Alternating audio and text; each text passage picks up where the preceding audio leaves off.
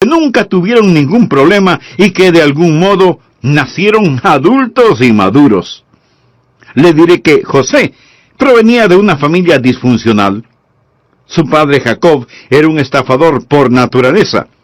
Es decir, si estudia la vida de Jacob, entenderá que antes de que Dios cambiara su vida, la volviera al revés y lo pusiera de cabeza, Jacob era un tramposo.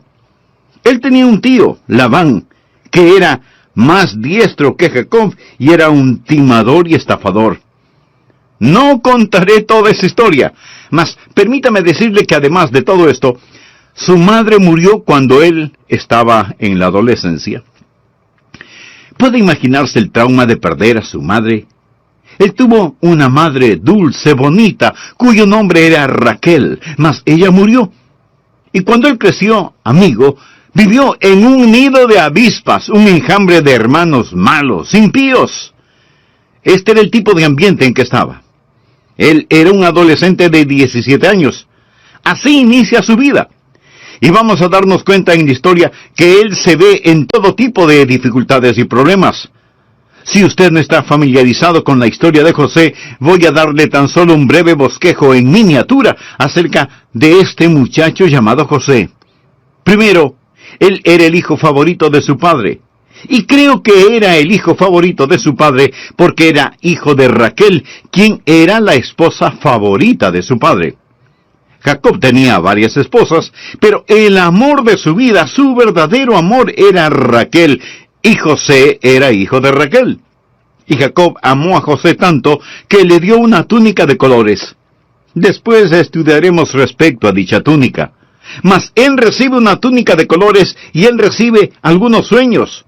Dios le habla y Dios le da una visión, y Dios le revela a José, a este muchacho, un joven de 17 años. Un día los recursos de todo el mundo van a estar a tu disposición y los gobernantes mundiales se postrarán a tus pies. José es solo un adolescente de 17 años y Dios le da ese sueño. José se lo cuenta a sus hermanos. Ellos lo envidiaban debido a su túnica de colores, lo que lo distinguía. Sus hermanos le tenían celos porque su padre le amaba más. Le tenían resentimiento debido a sus sueños y las visiones que les contó. Y en una ocasión, cuando estaban afuera en el campo, sus hermanos lo rodearon y lo despojaron de su preciosa túnica. Realmente querían matarlo. Lo lanzaron en un pozo, una cisterna seca para que muriera. Luego, cuando una caravana que iba para Egipto pasó por ahí, ellos dijeron, bien, hagamos algo mejor. En lugar de que muera en el pozo, vendámoslo. Y lo vendieron por el precio de un esclavo. Ahí está este muchacho adolescente. Él no ha hecho nada malo. Ahora él ha sido emboscado por sus hermanos y vendido como esclavo. Puedo verlo atado en la caravana, el látigo silbando en el aire. Y ahí va José, camino a Egipto. Cuando la caravana de ismaelitas llega a Egipto, ponen a José en subasta y lo venden al capitán de la guardia.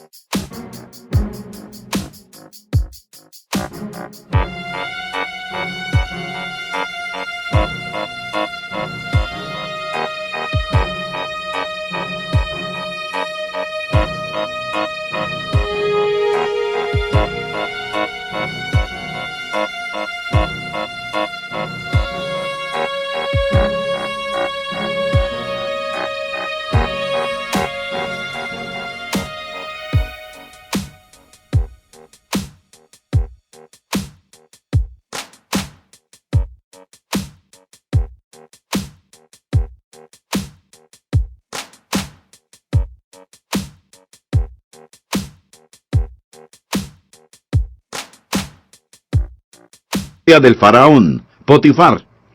¿Quién era Potifar? Bien, él era el líder de la guardia en Egipto. Él era quien protegía al faraón. Y él vio a este apuesto joven hombre, este guapo adolescente, lleno de virilidad y fuerza. La Biblia dice que él era un hombre de hermoso semblante y bella presencia. y él era de hermosa apariencia, y Potifar lo compró y le hizo esclavo de su casa. Mas José era de tal carácter, diligencia, ingeniosidad y fidelidad, que él empieza a ascender de puesto, y poco después él estaba administrando toda la casa de Potifar. No obstante, la esposa de Potifar empieza a desear a José y trata de incitarlo a una relación adúltera, a la cual José se negó. Y no hay peor infierno como la furia de una mujer despreciada. Así que lo acusó de tratar de abusar de ella y violarla, y le contó a su marido lo que este muchacho le hizo. Entonces, su esposo toma a José por el cuello y lo lanza a la cárcel. Allí estaba sufriendo en prisión, no por hacer algo malo, sino por hacer lo correcto, por mantenerse puro. Y estando en prisión, José empieza a ascender a la cima. Él comienza a estar al mando de la prisión, y ayuda a otro prisionero para que salga de esta. Este hombre le promete: José, sé que eres inocente, yo abogaré por ti cuando salga de prisión. Pero él se olvidó de José. Y José continuó pudriéndose en prisión, sufriendo en la cárcel. Él permaneció allí por algún tiempo hasta que el faraón tuvo unos sueños y necesitaba que alguien se los interpretara. Entonces sacaron a José de la prisión porque él tenía la sabiduría de Dios. José le interpreta los sueños al faraón. Iban a venir 7 años de abundancia y 7 años de escasez. Entonces el faraón dice: José, eres tan sabio, tan inteligente, voy a ponerte a cargo de todo. José empieza a almacenar grano, y después de un tiempo, José llega a ser el salvador de ese mundo en el aspecto físico, material, y Faraón exalta a José. Él es el primer ministro de Egipto. Este era el joven vendido como esclavo, y él ascendió y ascendió. Ahora, él es el primer ministro de Egipto. Y hubo hambre en la tierra. Y en el territorio de Canaán, aquellos hermanos inicuos que lo vendieron en la esclavitud tienen que ir a Egipto por comida. Ellos no sabían quién era José, es decir, José vestía como un egipcio. Él había crecido y cambiado. Mas ellos vinieron y tuvieron que comparecer ante José y pedirle granos.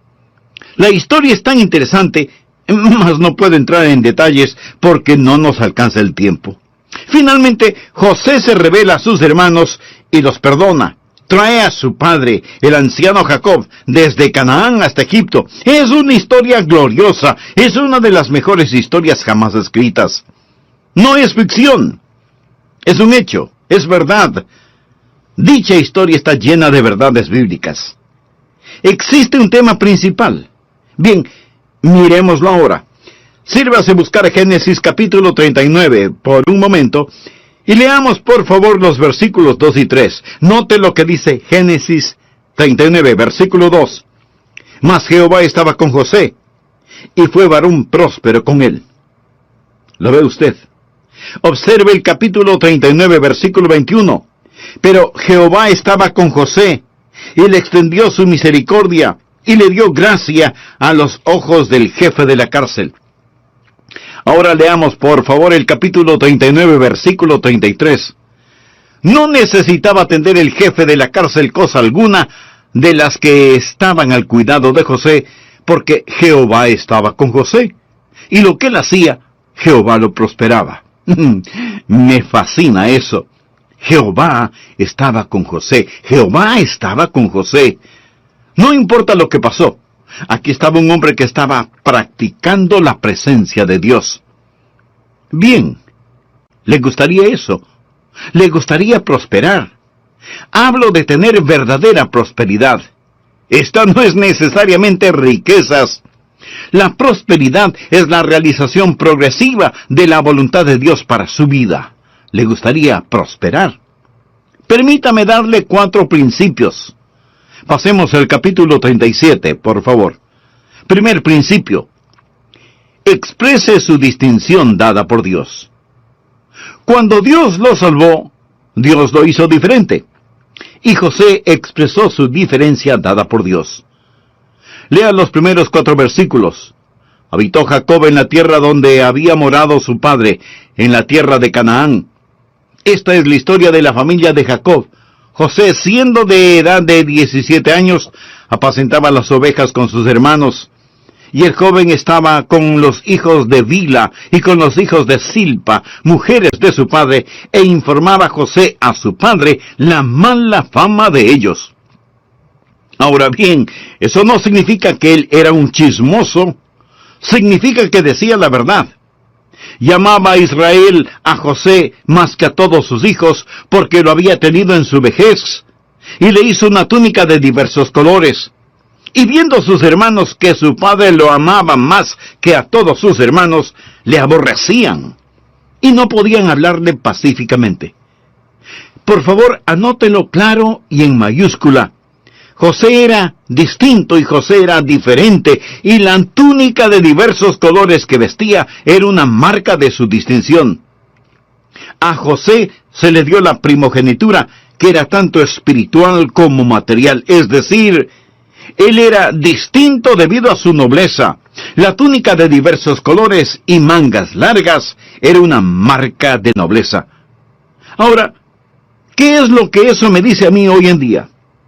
¿Qué es lo que eso le dice a usted? Amigo, quiero decirle que nosotros pertenecemos a la nobleza en el Señor Jesucristo. ¿Sabe quién le está predicando este mismo momento? Una persona de la realeza, de sangre azul, rey y príncipe. Usted me dirá, pastor, está siendo arrogante. No puedo evitarlo, rey y príncipe. Si usted no quiere llamarme pastor, llámeme príncipe Adrián. Escúcheme, amigo. Dios nos ha hecho un reinado de sacerdotes. Somos somos una generación escogida, y la Biblia nos llama gente peculiar, somos diferentes. Y al mundo le disgusta nuestra nobleza en el Señor Jesucristo, y el mundo siempre quiere exprimirnos en su molde. Ya lo dijo el apóstol Pablo en Romanos 12:2. No os conforméis a este siglo. José era diferente. Sus hermanos lo odiaban. Él no se amoldó al mundo. Puedo oír a sus malvados hermanos decir, oye, José, eres una gallina. Vamos, tómate este trago. José, inhala este polvito. Hagámosle una cita con quien tú sabes para que le haga lo que tú sabes qué. Y constantemente trataban que José se comportara como ellos, pero él no lo hizo. Él no se amoldaba a ellos. ¿Sabe? Este mundo quiere amoldarnos a su manera, se lo garantizo. Y hay algo en nuestra naturaleza que nos hace querer amoldarnos. Por eso hablamos de un rebaño de ovejas, o de una manada de lobos, o de un enjambre de abejas, o de una bandada de pájaros, o de una pandilla de muchachos, o de un cotarro de mujeres, y así por el estilo. Todos queremos ser parte, queremos ser moldeados, y lo más importante, la más importante religión en estos días es el culto a la conformidad. El pecado más notorio es el ser diferente. Sin embargo, algunas veces es muy extraño que alguien rompa el molde y se salga del grupo y sea diferente. Por ejemplo, hay un jovencito que en vez de ponerse la gorra con la visera hacia el frente, se la pone con la visera hacia atrás. Y por un tiempo, tal vez los otros jóvenes se burlan de él. Pero pronto, todos están poniéndose las gorras con la visera hacia atrás, sin que importe que una gorra sirve para proteger los ojos de la luz solar, no para proteger el pescuezo. Y lo mismo sucede con la ropa, sea que la usen como una segunda piel, o como enormes fundas. ¿Por qué proceden así? No es que quieran ser diferentes, es que quieren conformarse, parecerse a los demás. Basta que uno de ellos se ponga un anillo en la nariz, o en la oreja, o en el ombligo, o en la lengua, y todos querrán conformarse, o sea, ser como los demás. Leí que algunos científicos están estudiando por qué los peces nadan siempre en grupo. ¿Sabe lo que los científicos han hecho? A un pez, mediante una cirugía, le hicieron una lobotomía para quitarle el cerebro. Pero el pez podía seguir nadando. Lo que le quitaron fue el instinto de pertenecer al grupo, al cardumen. Así que el pez operado ya no seguía a los demás, nadaba solo. Pero permítame decirle lo que sucedió. Los demás peces empezaron a seguirle, en verdad. Ahí estaba ese pez sin cerebro y el resto de peces le seguían. Para que entienda la aplicación práctica de esta analogía, vaya y vea el comportamiento de los estudiantes en escuelas y colegios. Volvamos a nuestra historia bíblica. Ahí está José. Él rehúsa ser amoldado. Él es diferente. Y quiero decirle, amigo, que un hijo de Dios es diferente. Lo que creemos empieza en una fuente diferente, sigue un curso diferente y concluye en forma diferente. Somos personas nacidas 2 veces en un mundo de gente nacida una sola vez y vamos a estar contra la corriente la mayor parte del tiempo. Y usted debe sobresalir como un diamante en una mina de oro. Nosotros somos especiales, somos distintos. ¿Le gustaría tener la presencia de Dios en su vida? Bien, permítame decirle, exhiba su distinción, su diferencia. Número 2, explore sus sueños dados por Dios. Por favor, observe el versículo 5. Y soñó José un sueño, y lo contó a sus hermanos, y ellos llegaron a aborrecerle más todavía. Y él les dijo, oíd ahora este sueño que he soñado. He aquí que atábamos manojos en medio del campo, y he aquí que mi manojo se levantaba y estaba derecho, y que vuestros manojos estaban alrededor y se inclinaban al mío. Le respondieron sus hermanos, ¿reinarás tú sobre nosotros, o señorearás sobre nosotros? Y le aborrecieron aún más a causa de sus sueños y sus palabras. Ahí estaba un hombre que tenía un sueño dado por Dios. Él es tan solo un adolescente, mas Dios pone un sueño en su corazón.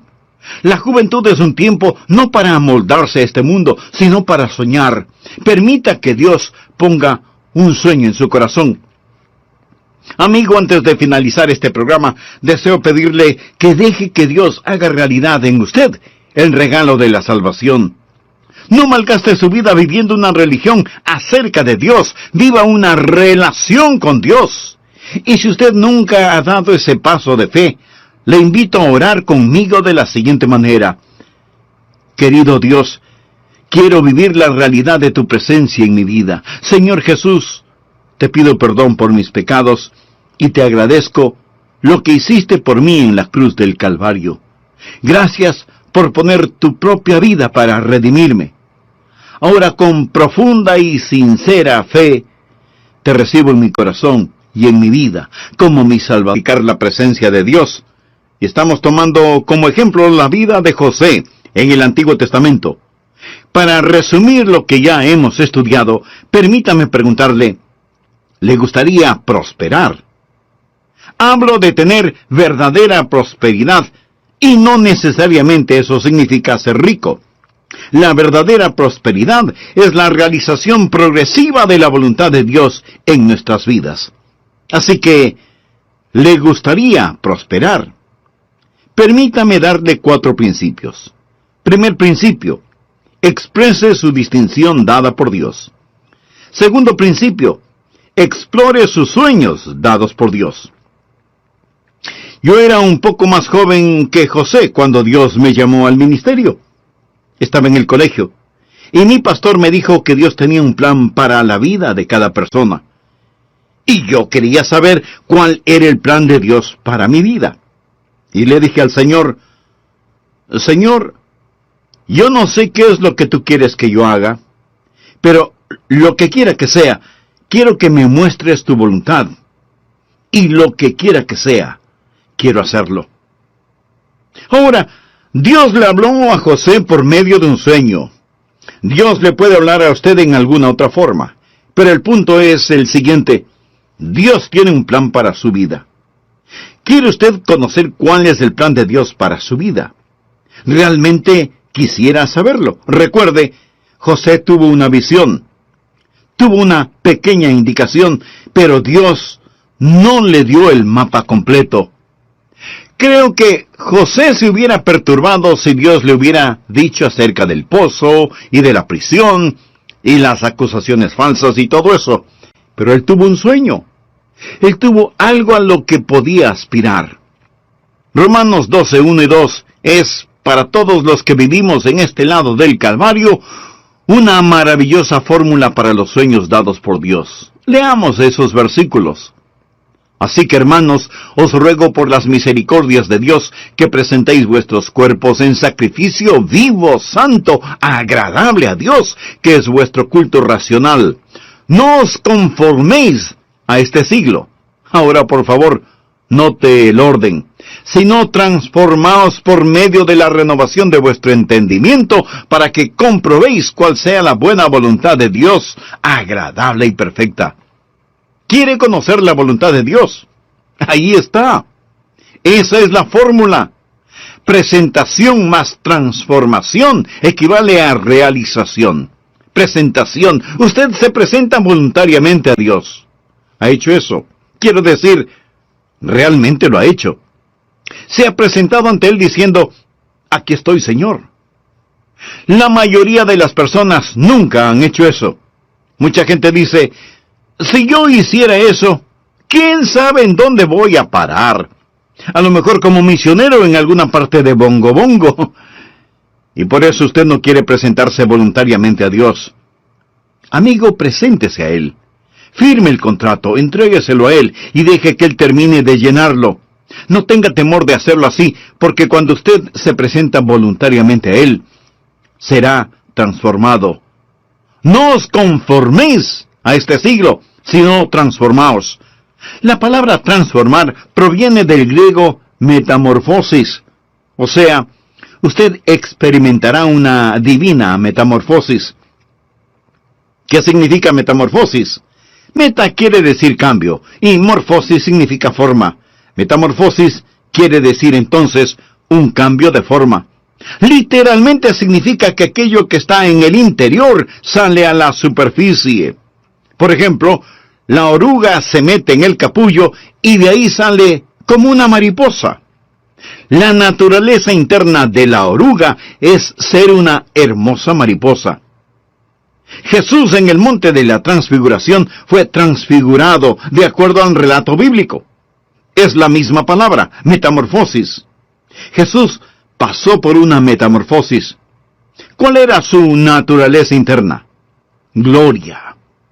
Y esa gloria salió a la superficie debido a la metamorfosis. Él experimentó un cambio de naturaleza. ¿Cuál es la naturaleza interna de un hijo de Dios? Es Jesús. Si usted ha nacido de nuevo, ¿cuál es su naturaleza interna?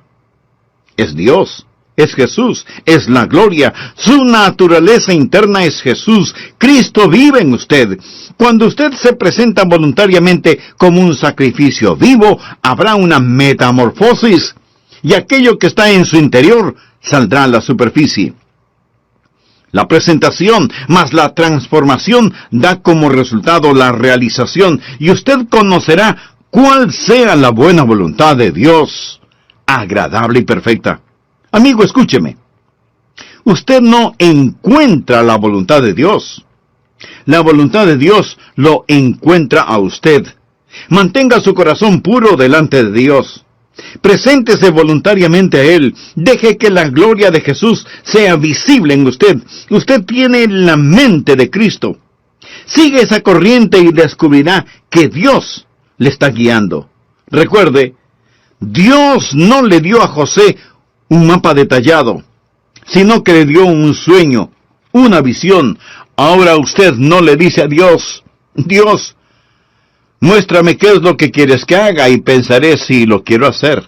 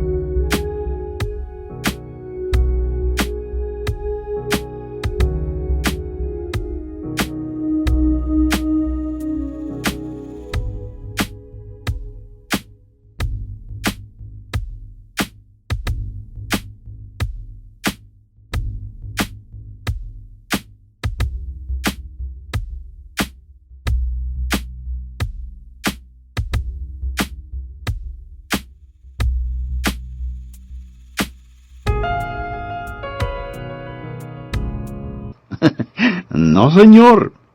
Mas asegúrese que sea Dios quien habla. Cuando menciono los sueños, no estoy hablando de ambición carnal. No estoy diciéndole que Dios ha prometido llevar a cabo sus fantasías. Estoy hablando de un sueño dado por Dios. Dios tiene un sueño para usted. Y Dios desea que soñemos, no en sueños, sino sueños dados por Él. El libro de Joel dice en el capítulo 2, versículo 28, «Y después de esto derramaré mi espíritu sobre toda carne, y profetizarán vuestros hijos y vuestras hijas. Vuestros ancianos soñarán sueños, y vuestros jóvenes verán visiones». En Jeremías 29:8 leemos, «Ni atendáis a los sueños que soñáis». ¿Por qué?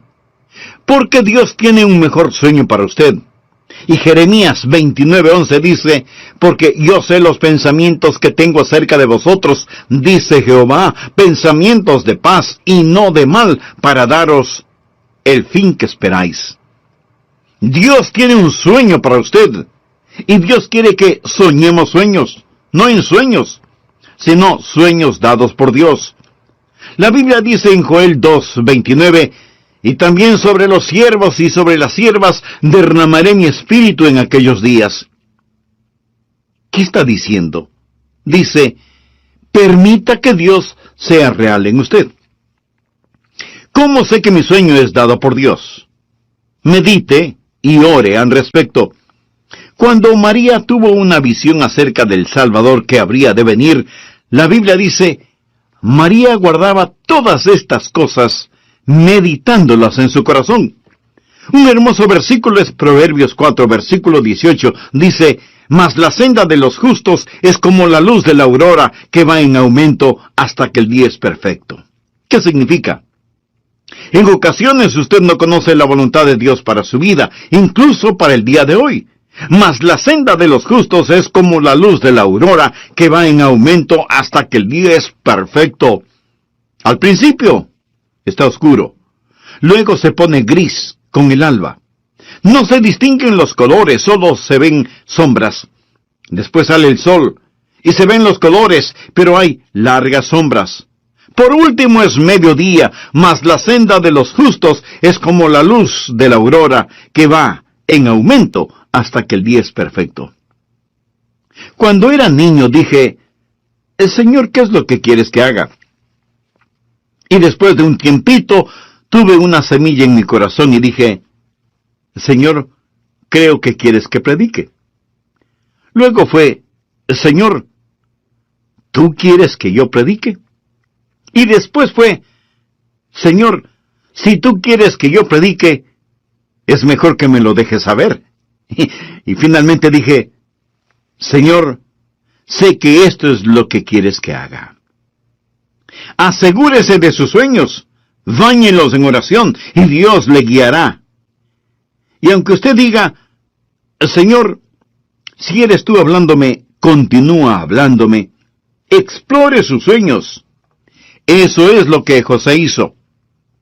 De paso diré que José era odiado debido a su nobleza, lo despreciaban, y cuando usted tenga un sueño en su corazón, le puedo asegurar que el diablo enviará a su personal del Comité de la Guerra Fría para prevenir que usted realice su sueño, si es que en verdad es un sueño dado por Dios. Una vez cuando todavía era un jovencito, estaba disfrutando de una pequeña siesta en mi dormitorio. Mi papá estaba en el patio con un hombre llamado Bird. Era el sheriff del condado, y yo lo respetaba mucho. Bird le dijo a mi papá, ¿qué es lo que va a hacer Adrián una vez que termine el colegio? Y mi papá respondió, él piensa que va a ser un predicador. Bird comentó, ese muchacho nunca será un predicador, nunca lo logrará. Bird no sabía que yo estaba escuchando sus palabras. Hay mucha gente que dice que no se puede hacer. Pero quiero decirle que si Dios le da un sueño, sí se puede hacer. Los sueños dados por Dios son realizables. Tercer principio, sobrelleve las dificultades dadas por Dios. Cuando hay un sueño dado por Dios, Habrá dificultades dadas por Dios.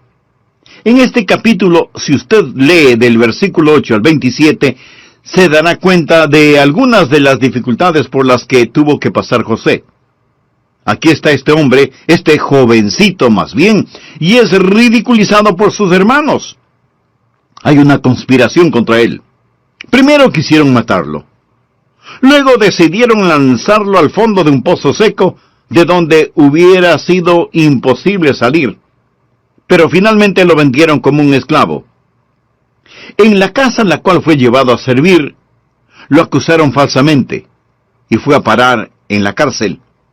Y ahí estuvo en prisión por mucho tiempo. ¿Estaba Dios fuera de mando? Ni por una milésima de segundo Dios estaba fuera de control. Cuando todo había pasado, por favor, anótelo al margen. Génesis capítulo 50, versículo 20. José confronta a sus hermanos.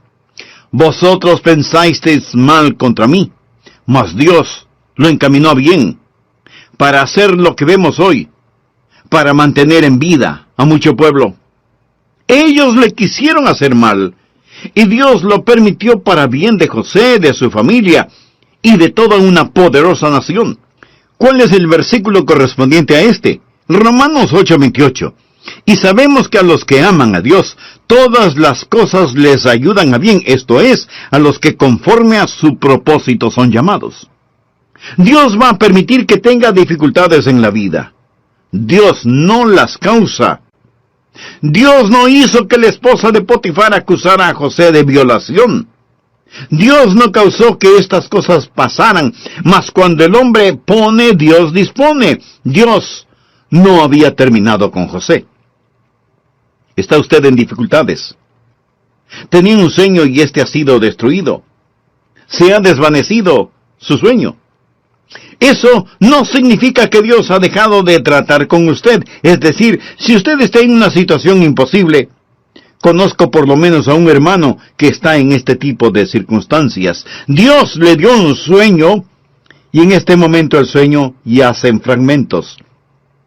Deseo afirmarle que Dios está por encima de todo y no importa lo que Satanás haga, no importa lo que pase, hay un Dios que controla este mundo. Y amigo, es mejor que usted se aferre a esa verdad para practicar la presencia de Dios en su vida. Cuarto principio. Enliste su dinámica dada por Dios. Usted tiene el sueño, usted tiene las dificultades, pero hay una dinámica. ¿Y cuál es esa dinámica? Por favor, regresemos a Génesis capítulo 39. Jehová estaba con él. Jehová estaba con él. Jehová estaba con él. En el libro de Hechos, cuando un gran predicador estaba predicando un sermón acerca del Antiguo Testamento, ¿sabe lo que él dijo acerca de José? ¿Sabe lo que él discernió respecto a José? Anótelo en el margen. Hechos capítulo 7, versículo 9, dice esto: los patriarcas, movidos por envidia, vendieron a José. Los patriarcas eran sus hermanos. Ellos los llamaban patriarcas. Vendieron a José para Egipto, pero, escuche, pero Dios estaba con él. Me fascina eso. Pero Dios estaba con él. Cuando venía a grabar este programa, un jovencito de unos 12 o 13 años de edad me detuvo y me preguntó: pastor, quiero hacerle una pregunta. Y yo le dije: ¿de qué se trata? Él me preguntó: ¿está Dios en el infierno? Muy buena pregunta teológica. Le respondí: hijo, no hay ningún lugar en donde Dios no esté. Dios está en el infierno. Satanás no gobierna en el infierno. Dios le ha dado a Jesús un nombre que está por sobre todo nombre, para que todas las cosas en el cielo y las cosas en la tierra y las cosas debajo de la tierra confiesen que Jesucristo es el Señor, para la gloria de Dios el Padre. Así pues, no hay ningún lugar en donde Dios no esté. Un filósofo dijo que Dios es un círculo cuyo centro está en todas partes y cuya circunferencia no está en ninguna parte. Piensa en eso. Dios es un círculo cuyo centro está en todas partes. No hay ningún lugar en donde Dios no esté. Dios está aquí. Dios está allá. Dios está en todas partes. Alguien pregunta, pastor, entonces, ¿cuál es la diferencia en Dios estando con José y en Dios estando con Hitler? Verá, la diferencia no es su presencia actual. Cuando la Biblia dice que Dios estuvo con él, significa que Dios era por él. Dios estuvo en vez de él. Dios estuvo haciendo cosas para José. Dios estuvo con él en tiempos de persecución. Dios estuvo con él en tiempos de responsabilidad. Dios estuvo con él en tiempos de tentación, como lo veremos más tarde. Dios estuvo con él en tiempos de difamación y sufrimiento. Dios estuvo con él y Dios estuvo con José cuando murió. ¿Sabe lo que yo más quiero? Quiero a Dios conmigo.